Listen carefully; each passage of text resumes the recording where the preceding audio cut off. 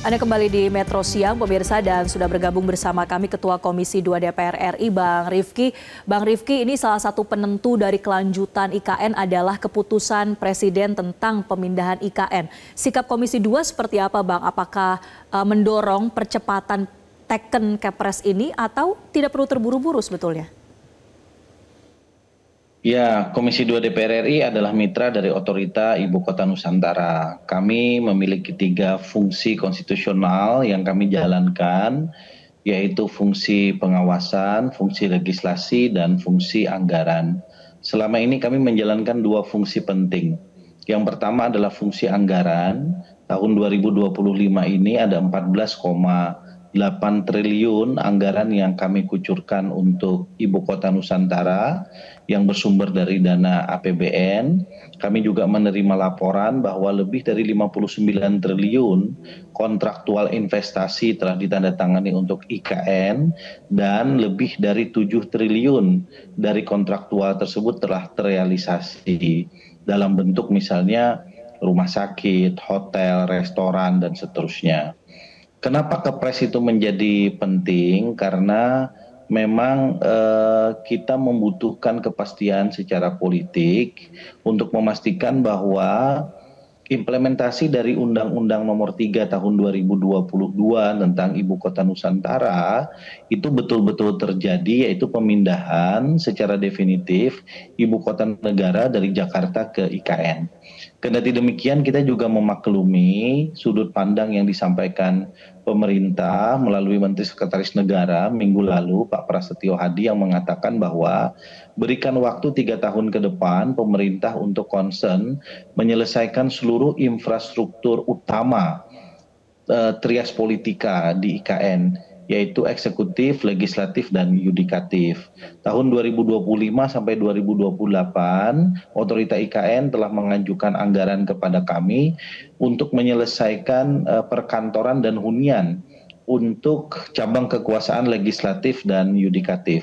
Kami kemarin juga telah menerima rapat konsultatif bersama dengan pimpinan DPR dan pimpinan Otorita IKN terkait dengan beberapa hal teknis. Misalnya memutuskan saat ini bandar udara IKN itu akan beralih dari bandar udara yang awalnya didesain merupakan bandar udara VIP menjadi bandar udara umum. Yang kedua, kami juga telah memutuskan bahwa seluruh rumah tapak jabatan pejabat negara itu bentuknya adalah rumah tapak, bukan apartemen. Ini hal-hal teknis yang saya kira kami sepakati. Nah, terkait dengan tema kita pada kesempatan siang hari ini, terkait dengan kapan perpindahan aparatur sipil negara ke IKN, ada beberapa strategi sebetulnya yang bisa dilakukan oleh pemerintah. Yang pertama, strategi yang telah dilakukan secara alamiah seperti sekarang, yaitu beberapa kementerian secara sadar tanpa menunggu dasar hukum dari Presiden itu memindahkan aparatur sipil negaranya ke IKN untuk memfungsikan sejumlah bangunan, gedung, termasuk fungsi-fungsi pekerjaan yang diperlukan di IKN. Tentu yang paling pertama adalah ASN dari Otorita IKN itu sendiri yang tadi dilaporkan ada lebih dari 1.170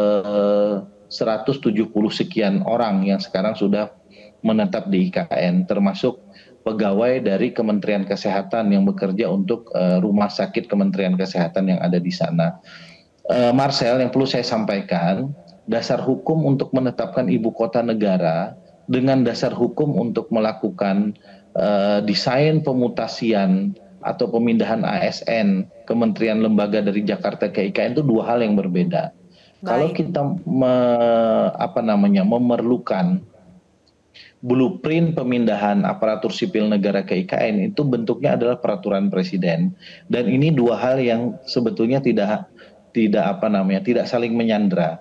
Jadi perpres terkait dengan perpindahan ASN ke IKN itu bisa dikeluarkan lebih dulu oleh Presiden terkait dengan kira-kira skenarionya kementerian lembaga mana yang harus kemudian pindah ke IKN lebih dulu. Dan kemudian dibikinkan tahapnya. Nah, setelah Perpres itu keluar, secara perlahan-lahan IKN akan difungsikan oleh para ASN tersebut. Nanti pada saatnya ketika sudah siap semua, kami memahami baru Kepresnya dikeluarkan. Karena begitu Kepres dikeluarkan, maka beberapa lembaga negara itu sudah tidak ada toleransi lagi untuk bisa berkantor di Jakarta karena ketentuan undang-undang. Sebutlah misalnya DPR, MPR, DPD, lembaga-lembaga kekuasaan kehakiman, Mahkamah Agung, Mahkamah Konstitusi, Komisi Yudisial, yang di dalam undang-undangnya disebutkan memang harus berkantor dan berkedudukan di ibu kota negara. Saya kira itu respon dari kami.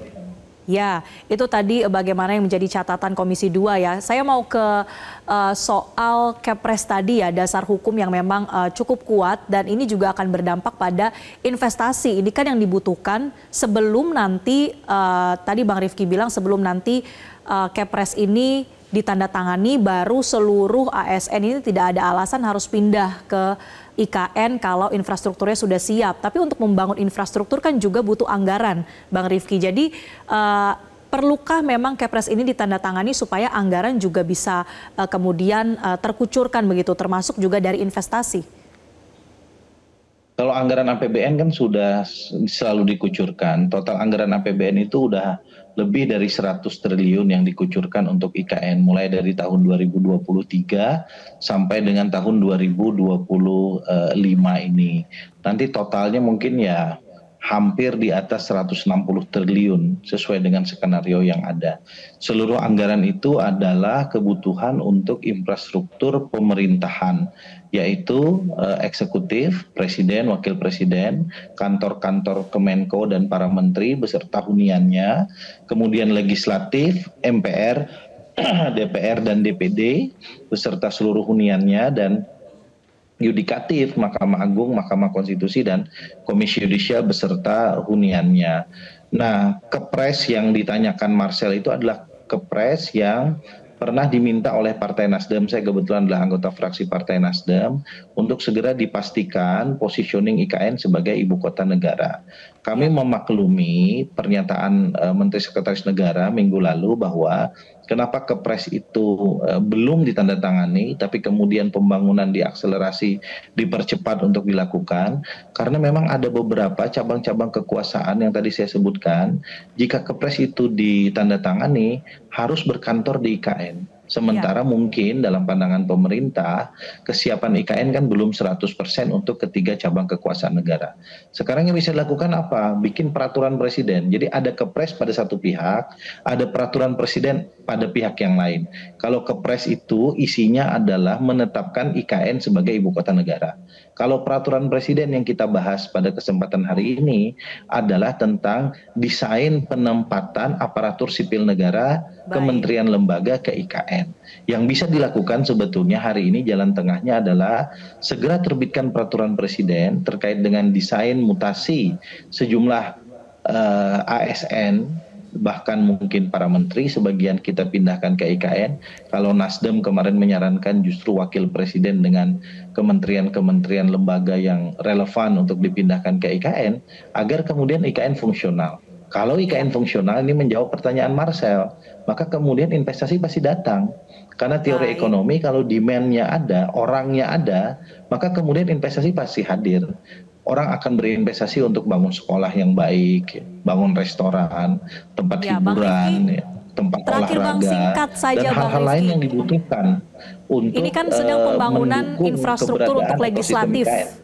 DPR siap tidak Bang Rifki untuk pindah ke IKN? Nggak ada masalah kalau DPR. Kalau kita ini kan kita satu kata antara perkataan dan perbuatan. Kita yang membahas dan memutuskan Undang-Undang Nomor 3 Tahun 2022 kan dibuat oleh DPR. Lalu kemudian konsekuensi dari undang-undang itu kita akan pindah ke IKN itu sebagai sebuah konsekuensi logis. Dan karena itu sekarang anggarannya sudah kita siapkan dan proses pembangunan kantor MPR, DPR, DPD beserta huniannya sedang berjalan dan akan selesai nanti di akhir 2027. 2028 sudah fungsional semua. Baik, kita harapkan sesuai dengan target ya Bang Rifki, dan seperti Bang Rifki sampaikan tadi dasar-dasar hukum yang kuat ini bisa segera ditandatangani untuk mendukung fungsionalisasi dari IKN. Terima kasih Ketua Komisi 2 DPR RI Muhammad Rifki Nizami Karsayuda sudah bergabung bersama kami di Metro Siang. Jelajahi cara baru mendapatkan informasi. Download Metro TV Extend sekarang.